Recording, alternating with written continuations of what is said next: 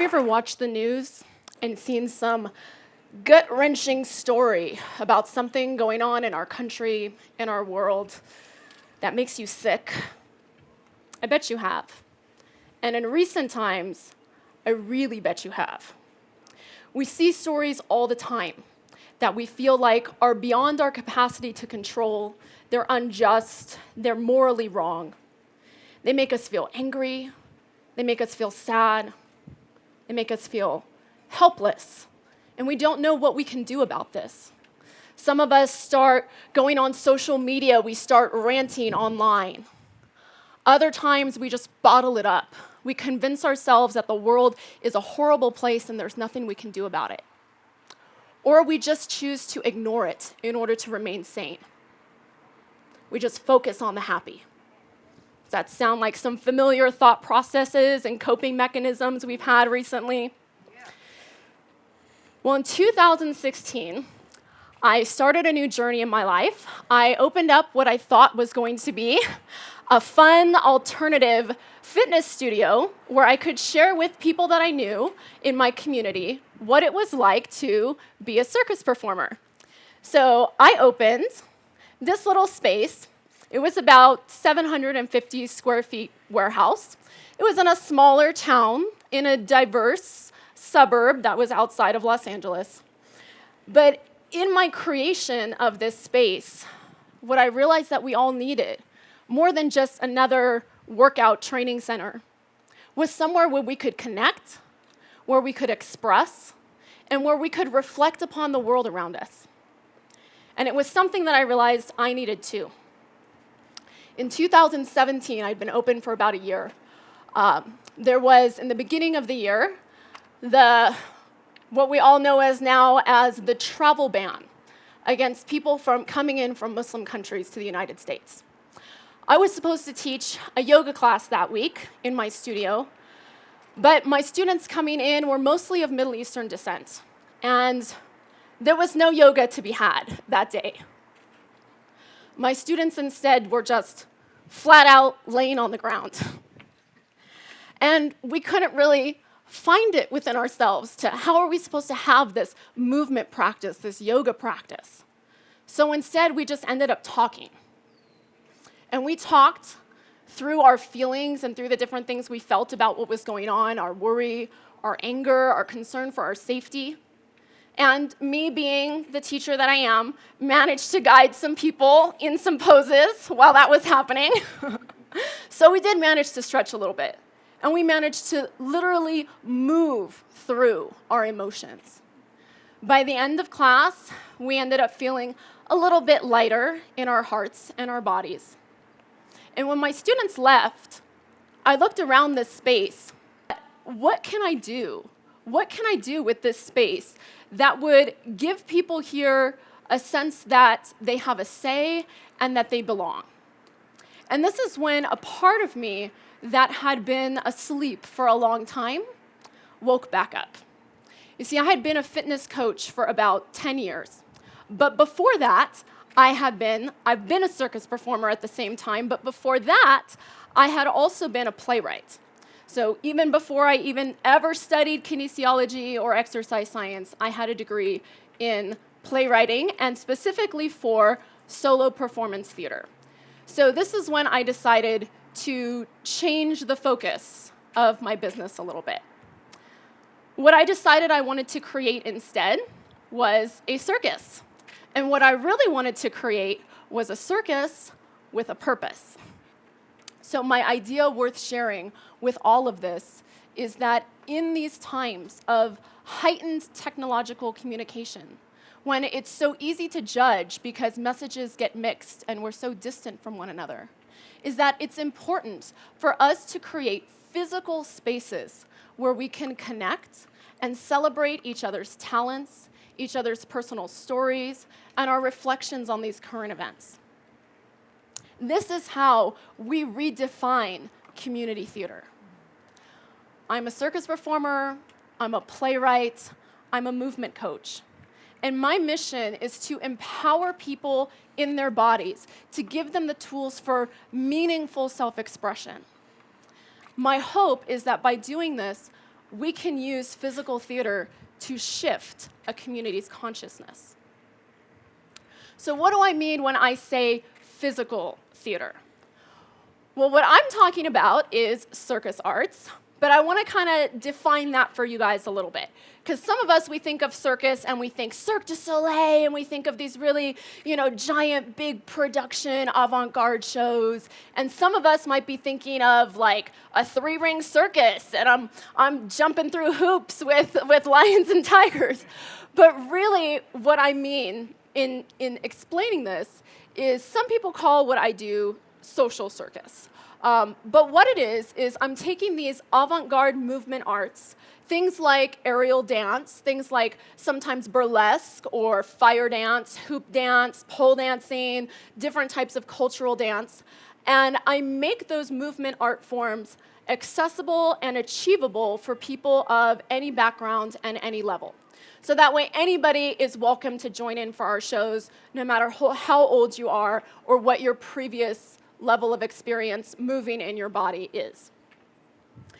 And the reason that I choose these particular mediums is because what I found is that when we're dealing with unconventional subject matter, it's easier for the audience to digest when it's already an unconventional format.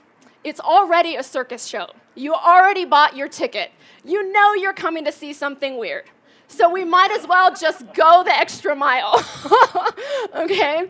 And even that, for the performer themselves, if they're already choosing to break down all of their self-image barriers and expose their body on stage, why not expose your ideas and your thoughts and your emotions as well? And this is how we bring it all together. And for me, coming as somebody with a background as a fitness coach, this was huge because I had been used to being in this gym environment where the body was just something that you work because you have to, right? It was just exercise is something that we're obligated to do for our health, for society standards, for all of these other reasons. And there wasn't a lot of clients coming in the door, coming to work with me because they loved moving, and they were just so wrapped up in the joy of it, the way that I was.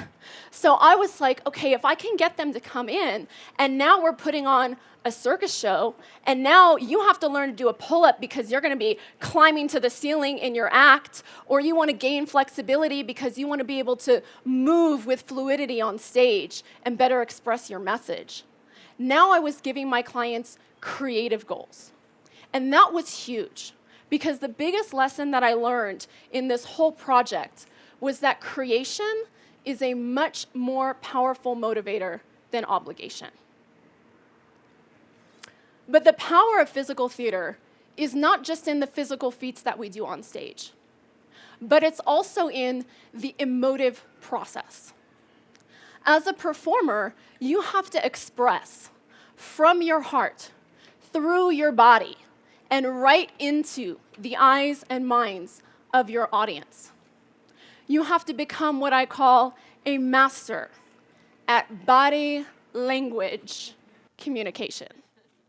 And what that means is that you have to be comfortable enough in your own skin on stage to be confident enough to express in that format. And when you can do that, not only is that a way that we help to empower our performers on stage, but this is also the key of how we improve and increase empathy from the audience as well. Because now the audience is not just stuck behind some fourth wall. Like I said, my venue is small, so you're pretty much on stage with the audience the whole time. And whatever the performer is going through, the audience is feeling as well. So whatever journey that is, it's right there with the audience. And to even increase on that is that in these types of shows, when it's a community coming together and putting this on, the performer is not just some stranger on stage. Is not even a professional, some unknown person that you just bought a ticket to come and watch this show for entertainment. No, the performer on stage is your friend, is your family member, is your coworker.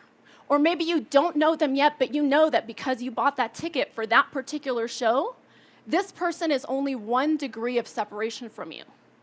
And so now the feeling that you have for this person's story, for this person's achievement of what they're expressing through their body and the physical feats that they're able to accomplish, all of a sudden there's so much more reason to be celebrated.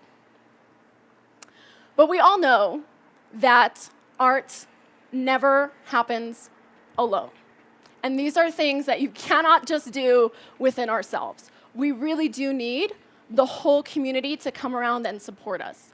So when I put on shows like this, the other reason why I feel like they're so successful is because I am calling everybody that I know and every business in town, and I'm getting people to help us with costumes. I'm getting performers' family members to help us with makeup. I'm calling local businesses. Hey, can I rent those fabrics that are in your window? Or hey, can I borrow your bathtub for our pirate circus show? And it's like, wait, what? Well, you need a pirate circus show where? Oh, it's just down the street from your shop. You should come. And guess what? We sell a ticket, right?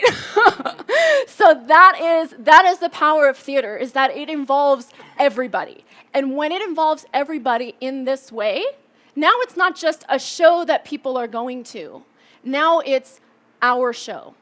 It belongs to the whole community, because everybody who's coming in, whether they're on stage, whether they know somebody on stage, or whether their bathtub is on stage, they're connected in some way to that performance.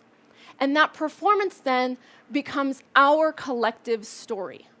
It becomes the story of who we are in this moment and in this place and time in history. Underneath all of those other big news stories that are going on that we think define us, underneath all of that are the real stories of the people that we live with and what we're really going through and the things that we're really feeling. So this is my vision of having this whole redefined way of thinking of community theater, of having it be a place where people can come together, where people can connect, where people can share their stories, celebrate each other, and also do it in a way that's relevant to the time that we're living in. So technology has all different kinds of ways that it can bring us together, but it will never replace that power of physical connection, and especially of live audiences like this, and the connections that we make right here in these moments. So what I want to ask all of you is to go home and think about ways that you can create physical spaces in your own town that would celebrate people, celebrate their stories, celebrate their talents, and allow people to come together with each other. And they may not even be in the same social circle or the same bubble, but they live in the same vicinity. And this is how we create stronger bonds with each other. So I hope that you all take something from that, become inspired, inspire each other, and I can't wait to see you on stage. Thank you.